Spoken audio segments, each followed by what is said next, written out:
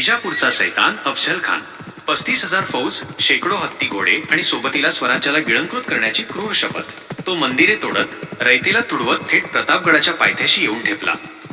लोखंडाला लोखंडाने कापायचा महाराजांचा डाव तयार होता.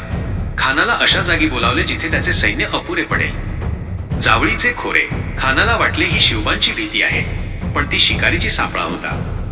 10 नोव्हेंबर 1659 दुपारची वेळ.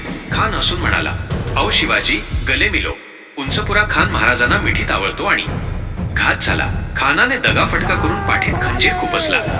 जसा वार झाला तसाच प्रतिवार झाला. खंजीर चिलखतावर आदळला आणि महाराजांची वाघनखे खानाच्या पोटात घुसली. एकाच झटक्यात खानाचा पुतळा बाहेर काढला. बलाढ्य खानाचा गर्व मातीत मिसळला. प्रतापगडाच्या दऱ्याखोऱ्यात एकच गर्जना घुमली, हर हर महादेव. हा विजय फक्त तलवारीचा नव्हता, तर बुद्धीचा होता. स्वराज्यावरचे पहिले महासंकट टळले. पुढच्या भागात पहा पन्हाळ्याचा वेढा आणि बाजीप्रभूंचा पराक्रम. मित्रांनो, हा इतिहास प्रत्येक मराठी घराघरात पोहोचलाच पाहिजे. हा व्हिडिओ लाईक करा, तुमच्या भावना कॉमेंटमध्ये सांगा आणि अशाच ऐतिहासिक प्रवासासाठी आत्ताच सबस्क्राईब करा. विसरू नका. पुढचा भाग पावनखिंड.